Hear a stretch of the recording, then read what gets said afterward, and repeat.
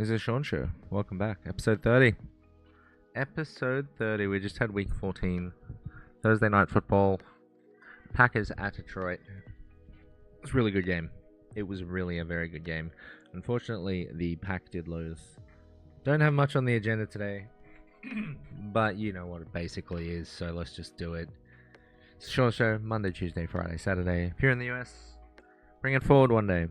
Sunday, Monday, Thursday, Friday. Today is Friday, so we're talking about Thursday night football. Not much to talk about.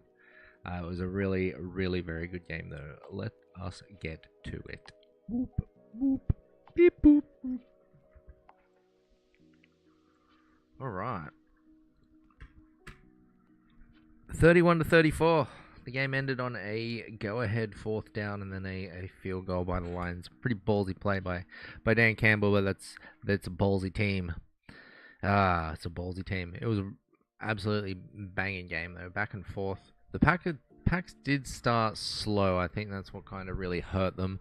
There was not too many self-inflicted errors this week, which is great to see. And I believe the turnover battle was even. I forgot that Christian Watson fumbled the ball on their third drive. Let's go to penalties. So 59 yards to the 56, so kind of even on both sides. We like to see that below 40. There was a penalty on the goal line, which cancelled out a touchdown, which would have made the game, 34-31 at the time, I think? No. Yeah. Would have made it like 35-31. 35-31. Which would mean that the Detroit would have had to go down and score a touchdown. But unfortunately, that did not happen. They made a long, slow drive at the end of the game, killing clock. That's another thing that kind of really hurt the Packers was this first and this last drive. This first drive, they took 5 minutes off the clock.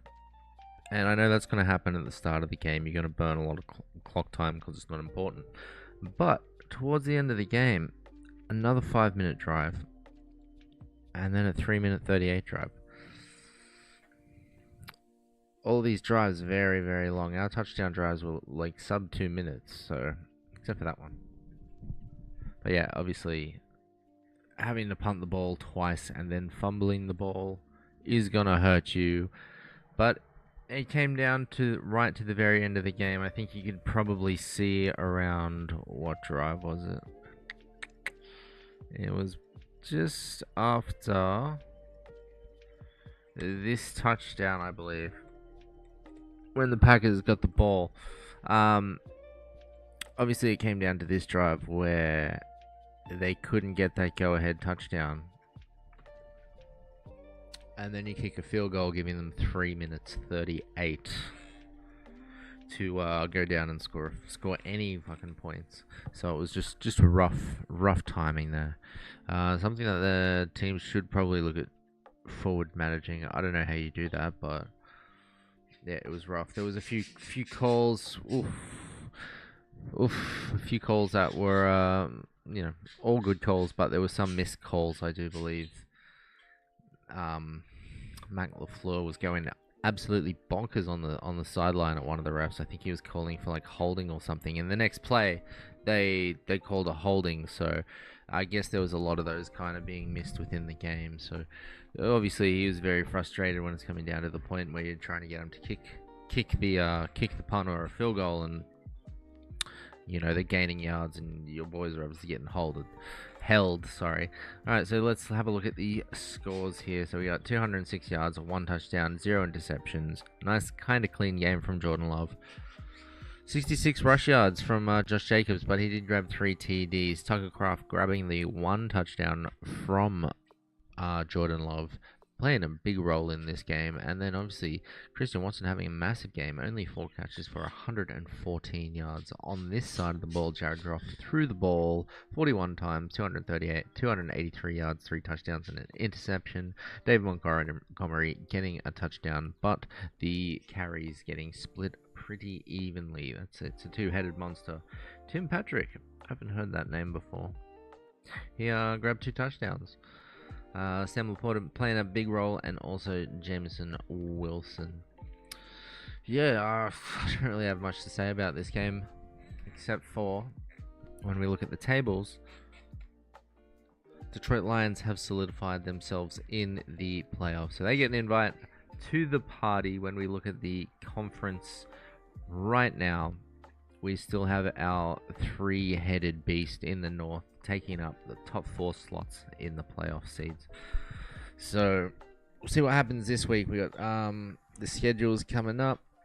Let's have a look at what's looking for the North. So we got Minnesota versus Atlanta. Minnesota should come away with the win there. And then we have Chicago Bears going into San Francisco to play. I know it kind of doesn't matter what they do right now, but they did fire their head coach, and we've got that interim head coach bump. So they're not mathematically eliminated, and they should essentially win this week thanks to that little phenomena. Anyway, that's the show. I said it was going to be a short one. There's not a whole lot to talk about. We will go over this tomorrow, this whole schedule, and possibly what it means for the table tomorrow. But yeah, coming off a fresh loss. It's a tough one being a Pack fan, but hey, we're still going to go strong into the playoffs, and it was very convincing. Team didn't hurt themselves too much. They just had a very slow start. That's about it. Couple of freezing cold takes from me this week though. On Twitter I said that I didn't see any knee on the play for Christian McCaffrey, and there was none, but the previous play he did get tackled and land on his knee, so he has got a PCL injury. I don't think he'll come back this season. San Francisco is likely not going to make the playoffs, but if they do, he could return. I don't think it's a very serious PCL, but it's just another thing on top of his Achilles injuries. The other freezing cold take I had was that this Detroit defense getting all beat up absolutely could not last. And sure, it was a great score today, 31-34, but they did hold. Early in the game, there was like a ton of blitzes. I think out of like the first 5 passes or something, Love was blitzed like four or 3 times, so just a lot of pressure going down there. Obviously, force them to start slow, put points on the board, then you go and play catch up. Either way, it's a really good game. Looking forward to what the playoffs in the next few weeks have for this NFC North and for the rest of the table. But that's it. That's TheShaunShow, episode 30. Done, dusted, boom. I think we did like a sub 5. That was a super speed run. Yeah, sub 10. Let's go. Alright. I'll be back tomorrow. Don't really have a catchphrase to go out yet, but just peace out. Bye.